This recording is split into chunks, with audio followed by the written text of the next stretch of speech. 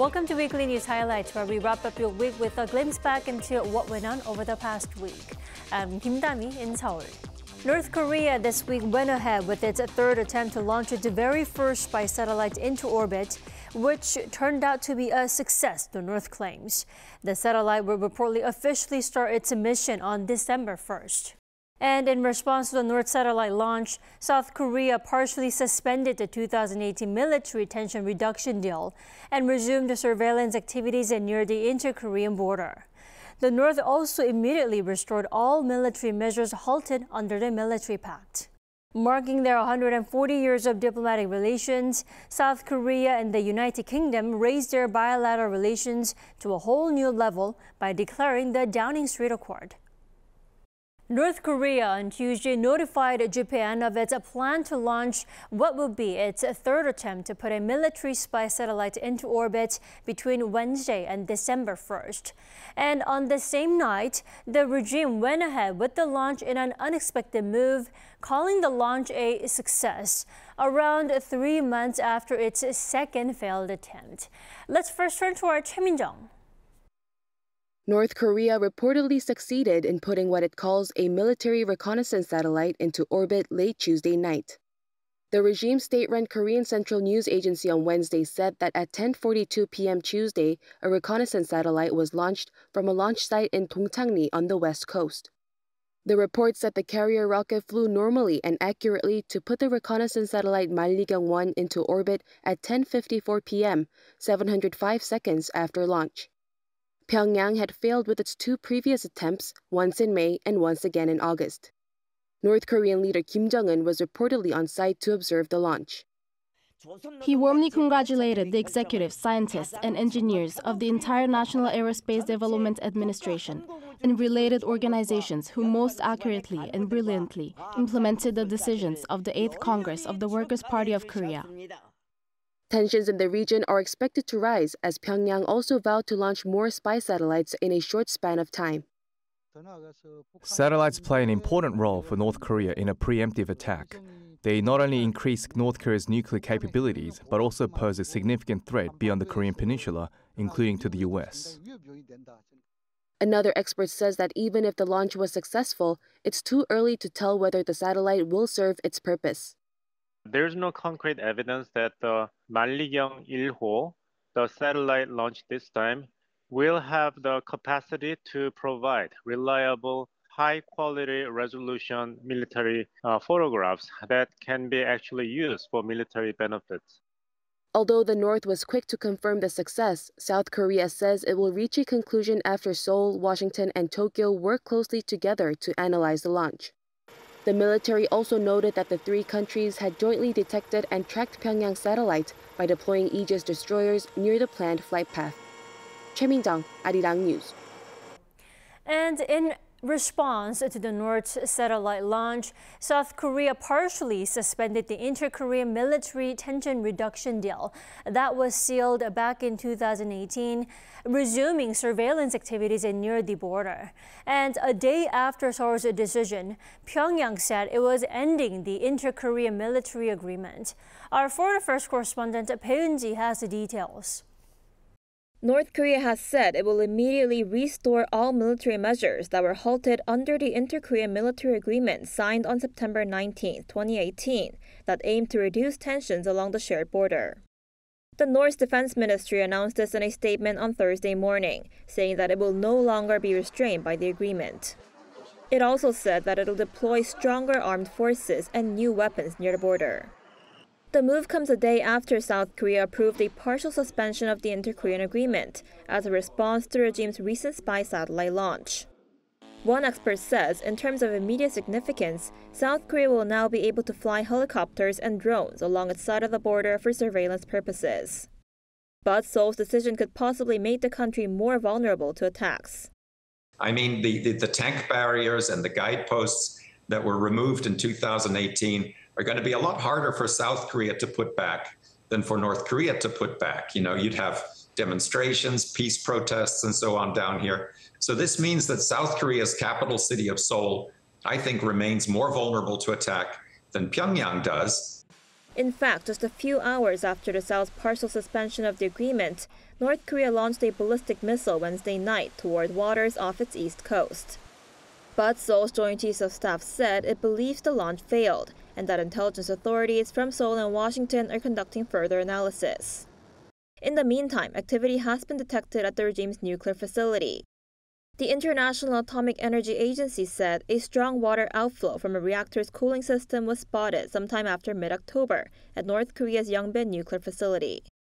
The agency noted this could mean a possible test run at this facility, which is suspected to be used to produce materials for nuclear weapons. 배은지, Arirang News. North Korea's spy satellite launch came while a U.S. aircraft carrier was docked over in Busan City. And a day after the launch, the U.S. also sent a nuclear-powered submarine to South Korea. Amid evolving threats, South Korea is reportedly discussing ways to hold combined maritime exercises with the U.S. and Japan this weekend. Peunji has more.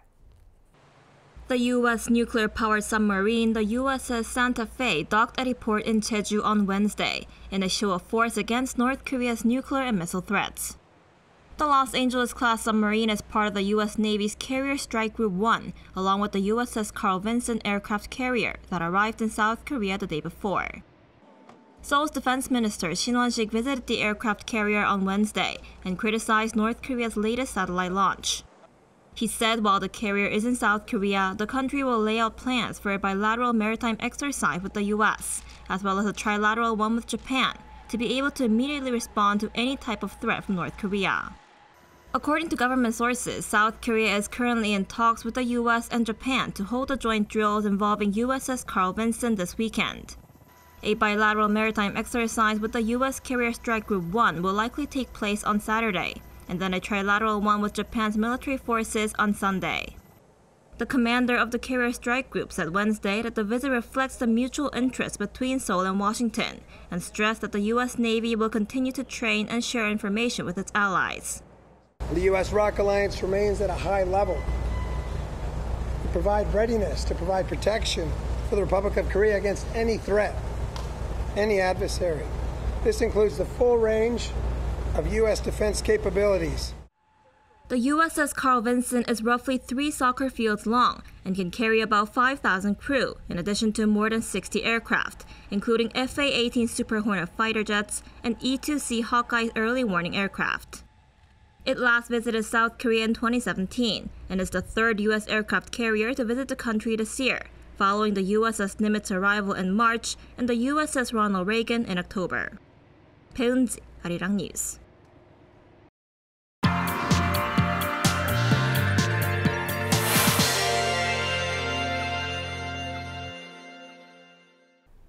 Tensions are higher than ever here on the Korean Peninsula with North Korea's spy satellite launch.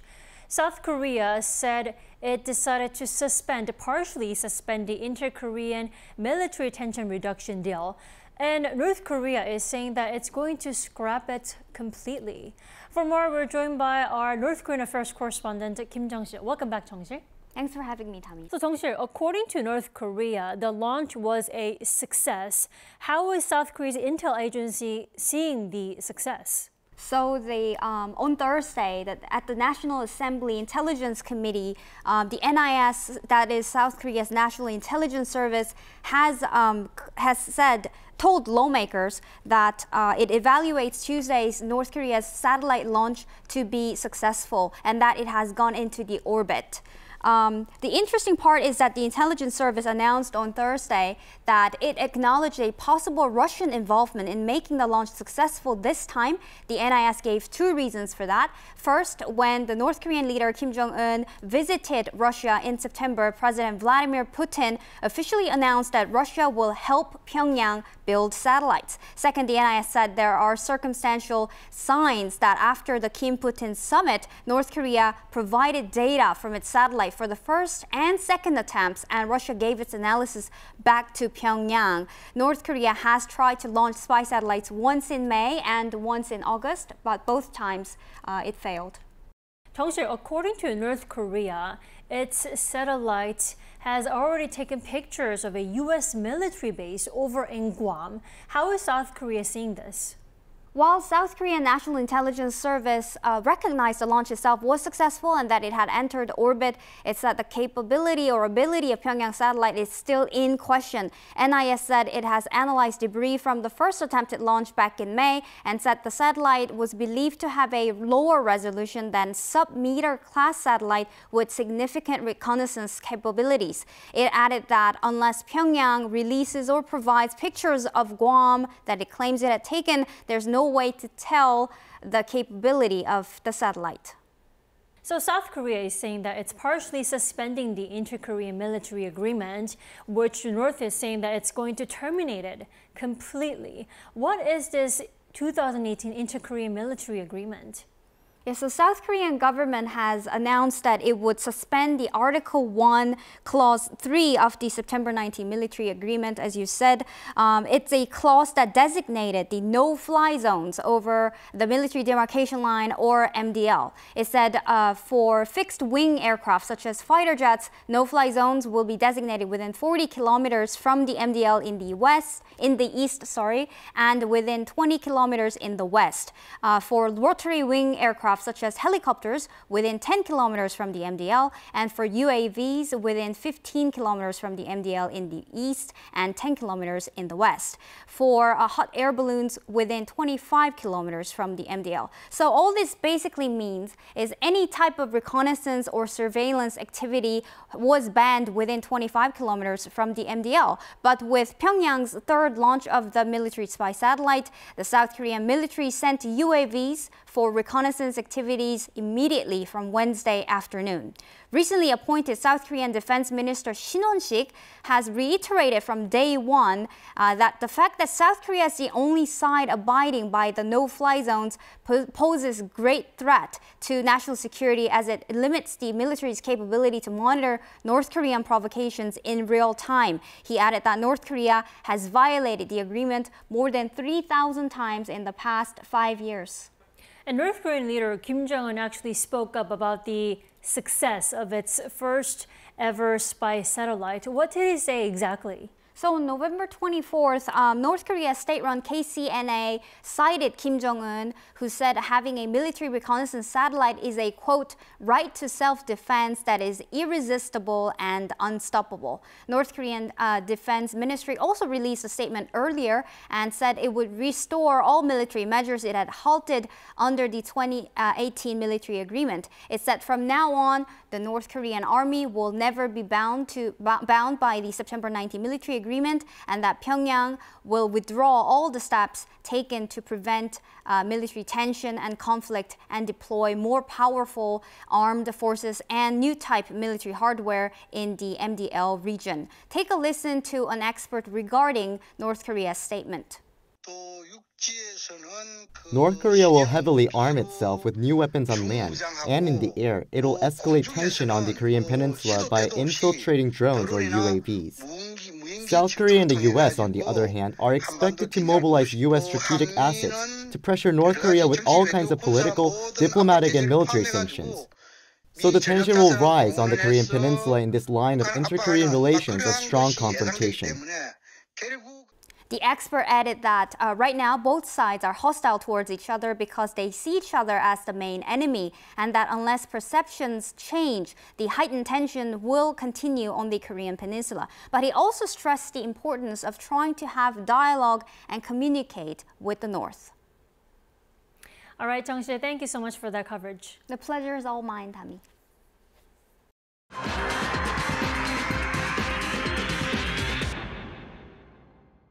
It's not just K-pop or K-drama that South Koreans are proud of.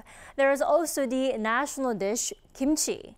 Back in 2018, UNESCO declared kimchi a national heritage, which was enough for the South Korean government to declare National Kimchi Day on November 22nd, an official celebration in Korea. But why November 22nd? Raw ingredients of kimchi like radish and cabbage are added one by one, so it's 11 November. There are 22 anti-cancer and anti-obesity effects in kimchi, so it's celebrated on the 22nd. This past Wednesday was a kimchi day when Koreans celebrated the day by making the dish. In fact, just in time for the kimchi making season, better known as kimjang. But it wasn't just here. Kimchi Day was celebrated in all corners of the world. This day has been publicly introduced in 12 states or cities of the United States, including Washington, D.C., California, New York State, and Virginia, as well as other cities and countries like Argentina, Sao Paulo, and a royal borough of Kingston upon Thames in London. In the U.S., a passage of the House resolution that was introduced last April by Representative Kim Young and 14 co-sponsors aiming to officially designate November 22 as a Kimchi Day will be determined in a plenary meeting on December 6.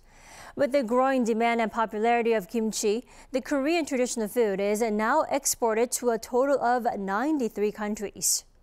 Kimchi exports this year have come to $131 million as of the end of October. South Korea exported a record of almost $160 million worth of kimchi in 2021. I believe that record will be broken this year.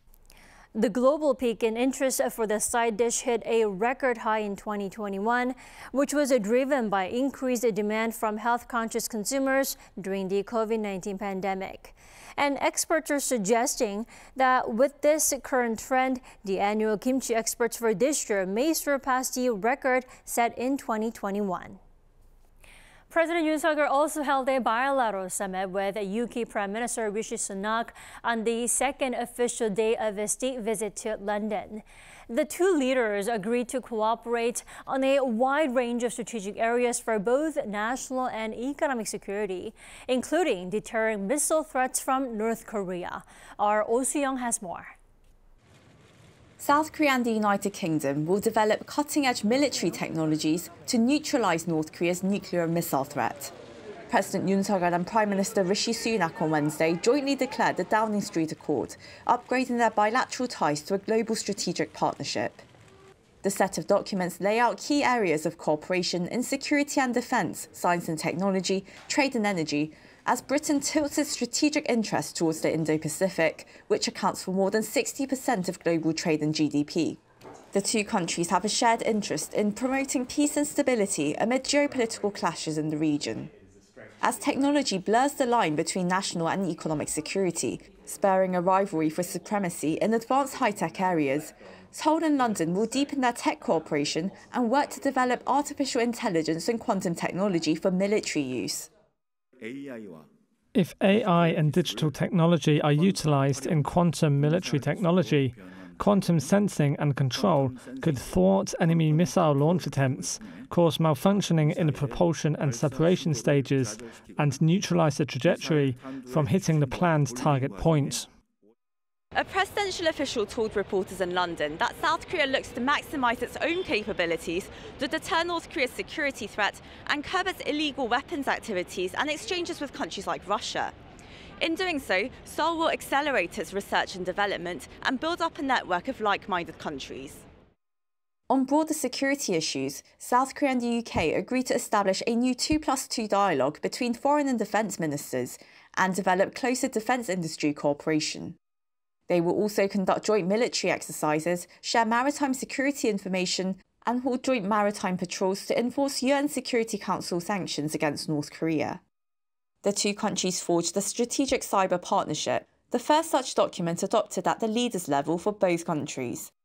Seoul says this could lead to closer cooperation with the Five Eyes intelligence sharing network. With South Korea is considered to be a reliable partner, one of the top partners in Asia and the Indo-Pacific region. So you see the mutual interest, which I think is going to continue to drive this bilateral cooperation between Korea and specific European countries, but also within the context of the EU or NATO. In the accord, Yoon and Sunak jointly condemned Pyongyang's unlawful nuclear missile programs and called for an end to its military cooperation with Moscow.